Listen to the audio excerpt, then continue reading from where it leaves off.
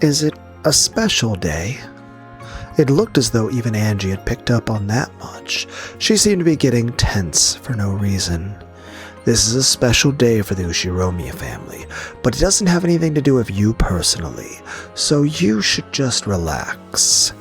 Okay.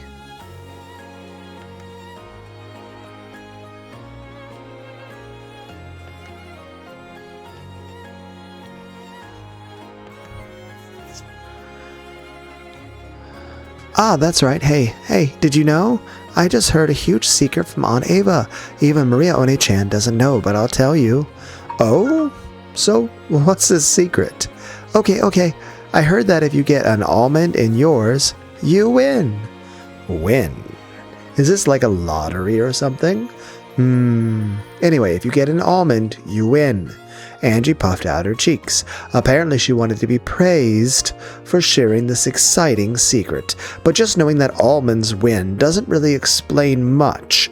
Okay, got it. Thanks for letting me in on that major secret. You're mean, Oni-chan. And I even told you my secret, right? Thank you. I even said it was a major, like I don't know what I'm supposed to do. Angie, her cheeks still puffed out, headed back to where Aunt Ava was. They really are getting along well. Well, I guess I have no problem if it's her aunt. If it was some guy from her class, I don't care if they're in elementary school. It's not happening. No playing with the opposite sex without Oni-chan's approval. At that moment, Genji-san's voice rang out. The chatter gradually subsided and the rain outside once again became apparent. Ladies and gentlemen, I ask for your silence. Silence filled the room. All of the relatives seemed vaguely aware that tonight's festivities consisted of more than a Halloween party. Battler already knew this was a ceremony to mark the return of the gold from Kenzo to Beatrice, which had been borrowed for so many years. Now, that fact was being announced by Kenzo himself. He spoke of how this gold had not only restored the Ushiromiya family, but brought it to a level of wealth it had never before experienced. He spoke of how he would finally return this gold to Beatrice, the one who had saved the Ushiromiya family. Kenzo personally handed an ingot decorated with a bright red ribbon to Beatrice.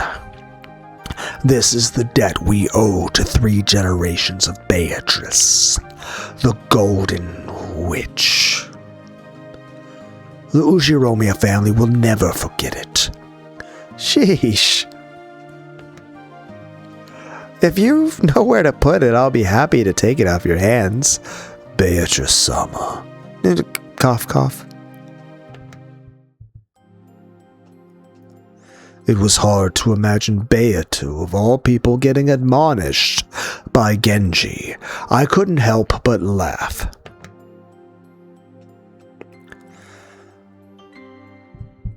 I am Beatrice, the Ushiromiya family alchemist. Tonight, I acknowledge the end of the loan contract for the 10 tons of gold. Now, several decades following my grandmother's generation, the time has come for the eagle that lost one wing to fly once more.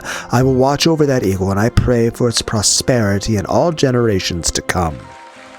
Applause filled the hall, though she had managed to make such a dignified speech for once. As soon as it was over, she stuck her tongue out and leered at us. I guess that is about the limit to how long Beato can stay serious.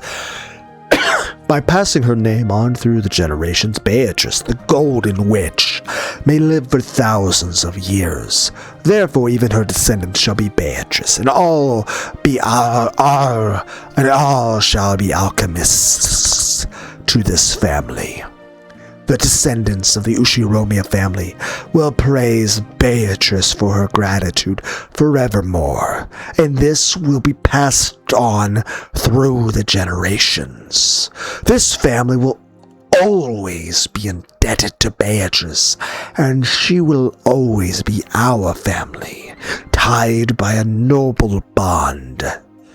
Let those who acknowledge this show their recognition with their applause.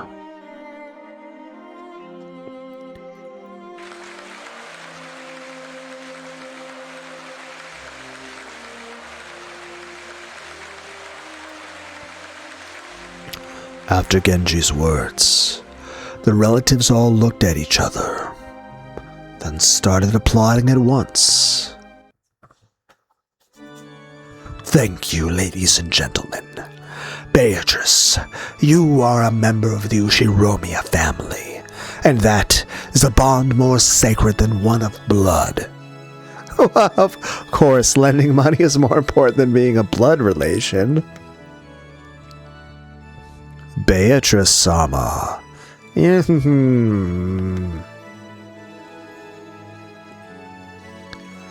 After that, Kenzo's long-winded speech continued.